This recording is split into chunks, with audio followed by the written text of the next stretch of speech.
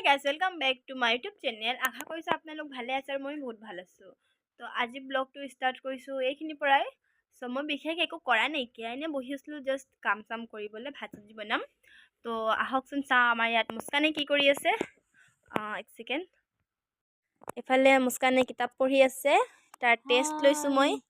ইফালে সি লিখি আছে এনচাৰ প্ৰশ্ন। মুস্কান পঢ়া কেনেকৈ হৈছে কৈ দিয়া। ভাল বেয়া মাজত আৰু হয় নেকি? মেট্ৰিকত লেটাৰ কেইটাত ল'বা?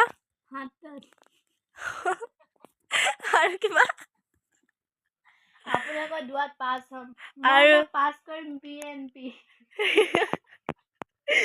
जैसे तैसे पास कर लो उतना ही बहुत है। बड़ी मुश्किल से पास होंगे।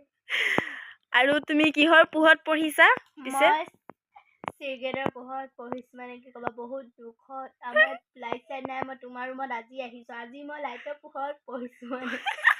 সেই গাইছ লাইন গুচি গ'ল, মুস্কানে লাইটটো জ্বলাই লৈছে, লাইটৰ পোহৰত পঢ়িছে, চাব পাৰে এতিয়া চবুত। আমাৰ পঢ়িবলৈ এখন চকী নাইকিয়া, সেইবাবে আমি বিচনাত পঢ়াইছোঁ তাক। আমি ইমান দুখীয়া হৈ গৈছোঁ বৰ্তমান, লাইন নাইকিয়া, চাৰিওফালে আন্ধাৰে আন্ধাৰ। আমি সেই আন্ধাৰৰ মাজতো লাইটৰ পোহৰত পঢ়িছোঁ। চাওক, চৰকাৰে যাতে আমাক ফেইল নকৰে এইটো আপোনালোকে মনত থ'ব দেই। একবাৰ ছোৱালীজনীৰ চেহেৰা ভালছে চাই লওক। ই প'জ দিছে মেট্ৰিকৰ বাবে, তাক মই এটা 5 টকীয়া কলম দিছোঁ। 5 টকীয়া, ইমান দুখৰ কথা। মানুহে 50 টকীয়া 100 টকীয়া কলম দিয়ে। আন্ধাৰৰ মাজতো আমি ইয়াক পঢ়াইছোঁ, ইমান কষ্ট কৰিছোঁ, চাব পাৰে।